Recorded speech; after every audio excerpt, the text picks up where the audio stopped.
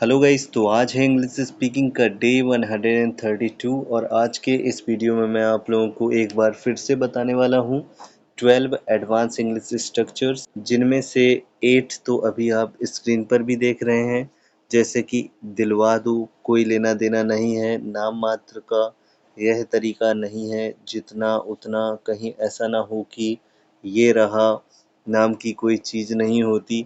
Guys, बिना किसी अधिक बातचीत के आइए वीडियो को शुरू करते हैं, लेकिन उससे पहले चैनल को सब्सक्राइब कर लीजिए, वीडियो को लाइक कर दीजिए। तो सबसे पहले हम लोग देखते हैं पहला एडवांस इंग्लिश स्ट्रक्चर, जो कि है करते करते। इसकी इंग्लिश होती है वाइल। तो सबसे पहले हम लोग देख लेते हैं पहला एग्जाम्पल। तो गाइस, पहला एग्जाम्पल है, वह गाना गाते गाते बोर हो गया। तो इस सेंटेंस को बनाना बहुत ही आसान है। देखिए किस प्रकार से बनेगा। He got bored while singing the song. देखो मैंने यहाँ पे क्या किया हुआ है, पहले इतने की इंग्लिश बना ली है। वह बोर हो गया तो बना ही गॉट बोर्ड। अब इसके बाद में मैंने वाइल लगा दिया है, और इसके बाद में जो चीज सेंटेंस में 2 बार आए उसको आईएनजी से बना लो, तो हो गया वहाँ पे सिंगिंग। इसके बाद में लास्ट में ऑब्जेक्ट लगा दो द सॉन्ग, तो पूरा सेंटेंस बना he got bored while singing the song. एक और एग्जाम्पल देखते हैं। तो अगला एग्जाम्पल है, वह पढ़ते पढ़ते थक गया और सो गया। बेसिकली आप यहाँ पर देख सकते हैं कि 2 सेंटेंस है। पहला सेंटेंस बिल्कुल उसी प्रकार से बनेगा जैसे कि हम अभी आपको बता चुके हैं, और पीछे वाला सेंटेंस जो है वो पास्ट इंडेफिनिट में है। तो पूरा सेंटेंस बनेगा he got tired while reading and fell asleep. तो अभी हम लोग देखते हैं दूसरा एडवांस इंग्लिश स्ट्रक्चर, जो कि है दिलवा दो। गाइस, इसकी इंग्लिश होगी get it done. It means इसमें गेट का यूज होगा। एग्जाम्पल के जरिए समझते हैं। मुझे नया लैपटॉप दिलवा दो, यह पुराना हो गया है। तो गाइस, इस सेंटेंस को बनाएंगे तो ये कुछ इस प्रकार से बनेगा, get me a new laptop, this one has become old. आप यहाँ पे देख रहे हैं गेट मी, गेट मीन्स दिलवा दो, मीन्स मुझे, और क्या दिलवाना है, एक नया लैपटॉप। तो आप लोगों ने देखा कि किस प्रकार से ये सेंटेंस बना। एक और एग्जांपल देखते हैं, मेरी ट्रेन की टिकट दिलवा दो, मुझे कल जाना है। तो वैसे इस सेंटेंस को बनाएंगे तो फिर से गेट से शुरुआत होगी, get my train ticket, I have to leave tomorrow, या फिर I am to go tomorrow. और अभी आ चुके हैं अपने तीसरे एडवांस इंग्लिश स्ट्रक्चर पर, जो कि है कोई लेना देना नहीं है। तो गाइस, इस सेंटेंस को हम लोग 2 प्रकार से बना सकते हैं, नो कनेक्शन या फिर नथिंग टू डू विद।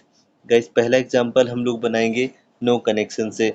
मुझे इस मुझे इस विवाद में कोई लेना देना नहीं है। तो गाइस, इस सेंटेंस को हम लोग बनाएंगे तो बेसिकली ये बनेगा, I have no connection with this dispute. Guys, dispute means होता है विवाद।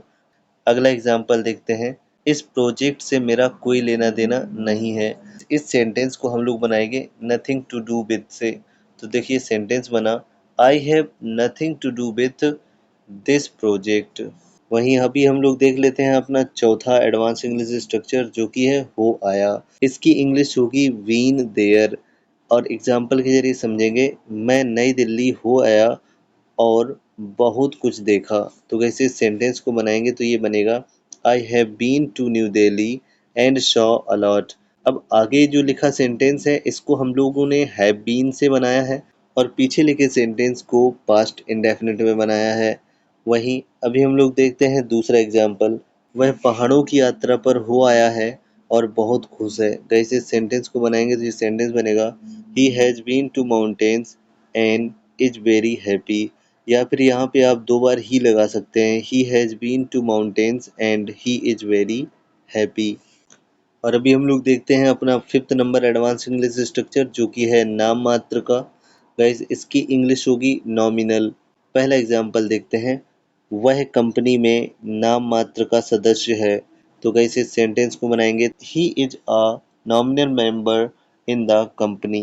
गाइस, अभी आप लोग देखेंगे दूसरा एग्जांपल, फीस नाम मात्र की है, इसलिए सभी कोर्स कर सकते हैं। तो गाइस, इस सेंटेंस को बनाएंगे, the fee is nominal so everyone can take the course, या फिर everyone can do the course. By the way देखो, सबसे पहले हमने बनाया है फीस नाम मात्र की है, तो द फी इज नॉमिनल। इसके बाद में हमने इसलिए की इंग्लिश लगाई है, तो यहाँ पे हो गया शो। सभी कोर्स कर सकते हैं, everyone can take the course या फिर everyone can do the course. By the way अभी हम लोग देखते हैं 6th number advance English structure, जो कि है यह तरीका नहीं है। इसकी इंग्लिश होगी दिस इज नॉट द वे। अब हम पहला एग्जाम्पल देख लेते हैं। तो पहला एग्जाम्पल है, यह तरीका नहीं है काम को करने का, हमें और मेहनत करनी होगी। तो वैसे सेंटेंस को बनाएंगे तो ये बनेगा this is not the way to do the work, we need to work harder. अब यहाँ पे क्या किया गया है, यह तरीका नहीं है, इसकी इंग्लिश सबसे पहले लिखी है। काम को करने का, इसकी इंग्लिश बीच में लिखी हुई है, और लास्ट में जो सेंटेंस है, हमें और मेहनत करनी होगी, इस सेंटेंस को नीड से बनाया है। और अभी हम लोग देखते हैं एक और एग्जाम्पल। तो कैसे अगला एग्जाम्पल है, बच्चों को पढ़ाने का यह तरीका नहीं है, हमें धैर्य रखना चाहिए। तो गाइस इस सेंटेंस को हम लोग बनाएंगे तो बनेगा this is not the way to teach children, we should have patience. और अभी आ चुके हैं 7th number advance English structure पर, जो कि है कहीं ऐसा ना हो कि। और आप लोगों को पता होगा कि इस प्रकार के जो सेंटेंस होते हैं उनको लीस्ट से बनाया जा सकता है, लेकिन इनको लीस्ट इट हैपन दैट से भी बनाया जा सकता है। आइए एग्जाम्पल के जरिए समझते हैं। जल्दी करो, कहीं ऐसा ना हो कि हम फिल्म की शुरुआत मिस कर दें। तो वैसे सेंटेंस को बनाएंगे तो ये बनेगा hurry up lest we miss the beginning of the movie. By the way एक और एग्जांपल देखते हैं, सावधान रहो, कहीं ऐसा ना हो कि तुम गिर जाओ। तो गाइस इस सेंटेंस को बनाएंगे तो ये बनेगा be careful least it happen that you fall. Bye the वे उम्मीद है कि आपको समझ में आ गया होगा। अगर आपने अभी तक वीडियो को लाइक नहीं किया है तो वीडियो को लाइक कर दीजिए, चैनल को सब्सक्राइब कर लीजिए। चलिए अभी हम लोग देखते हैं अपना 8th number advance English structure, जो कि है नाम की कोई चीज नहीं होती। तो गाइस इसकी इंग्लिश होगी no such thing as name. Name की जगह पे आपको वो वर्ड लिखना है जिसके बारे में बात हो रही है। एग्जाम्पल के जरिए समझते हैं, उसके लिए दोस्ती नाम की कोई चीज नहीं होती। तो गाइस यहाँ पे हम लोग इस सेंटेंस को बनाएंगे for him there is no such thing as friendship.